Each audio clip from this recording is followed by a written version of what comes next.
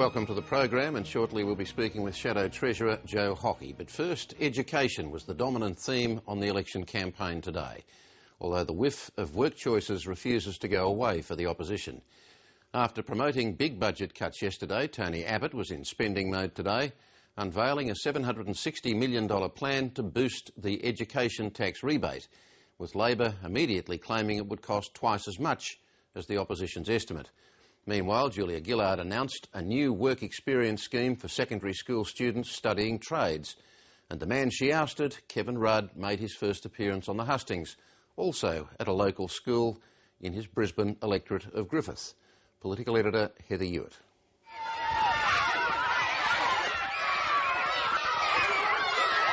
Sometimes, even in today's heavily stage-managed, poll-driven, slogan-laden election campaign, there are surprises. Tony Abbott visits a Brisbane primary school in the marginal seat of Bowman and gets mobbed. Get all down! Hey, who's got it? Julia Gillard visits 2UE's radio studio in Sydney and is greeted with a satirical song on her asylum seeker policy. Can I be a bit cheeky now and play something we had on our show a week ago? Response to the increase in unauthorised people movements in our region. We will decide who comes to this country and the circumstances in which they come. Now, you get the picture. The old yes, thing, you're morphing into John Howard.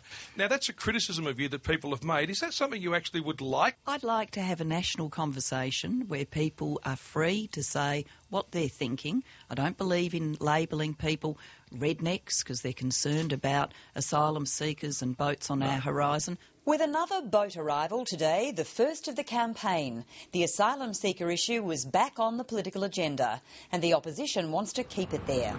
This may be the first boat to arrive in this campaign, but it's the 148th boat to arrive on Labor's watch, and the 80th boat to arrive this year, where we've had over 4,000 people arrive illegally by boat to Australia in just this calendar year.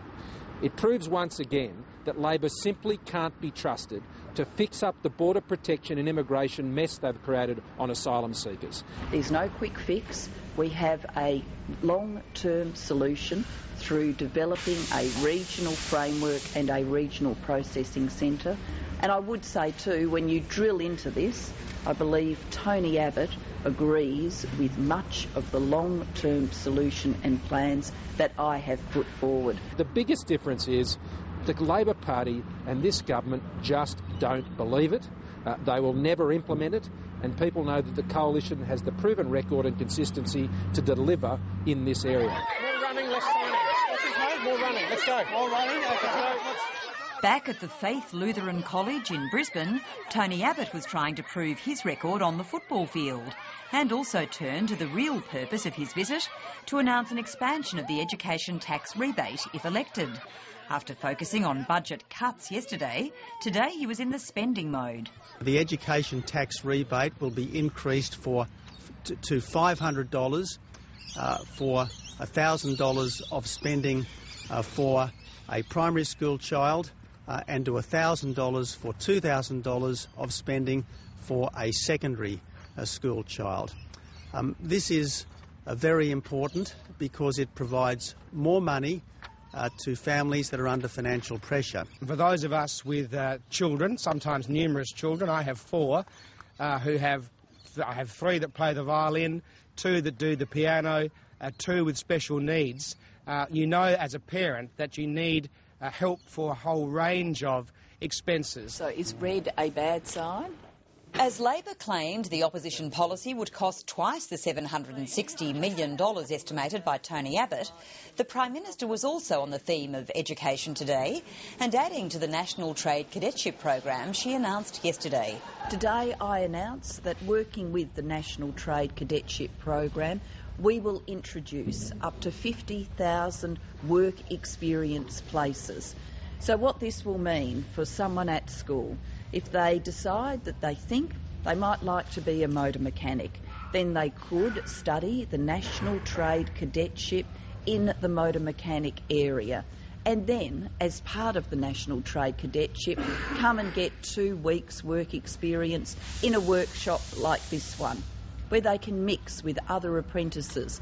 And out of the country briefly, but not to be forgotten, Kevin Rudd was back in Brisbane today, hitting the hustings in his seat of Griffith.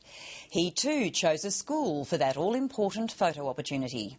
I'm told that the Year 7s aren't here today because they're somewhere else. Anyone know where the Year 7s are today?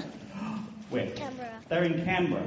What are they doing in Canberra? They're having a study tour.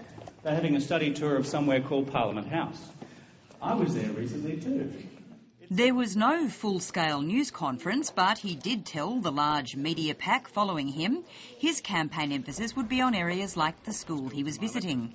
I'll be talking about local issues like that because I'm the local member. As for folks, can I just say, as for national issues, that lies properly with the province of others, and I won't be commenting on those. Thanks for your time. Those who ousted him from the top job would no doubt breathe a sigh of relief about that.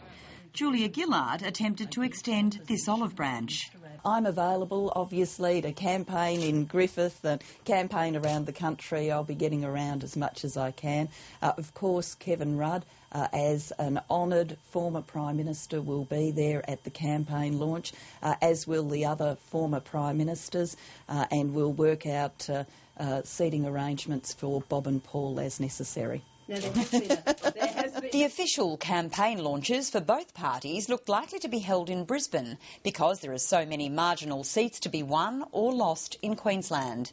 The opposition knows it needs to gain momentum. It's now 5 days since the election was called, and Tony Abbott is denying suggestions from within his own ranks that the opposition campaign has been disorganised and under-resourced from the outset. I would point out that it would be unusual if a government had not hit the ground running, because let's face it, the government knows when the election is going to be called, the opposition doesn't. Surely then they must be just about the only group in the country that didn't see an election on the horizon. Political editor Heather Ewart.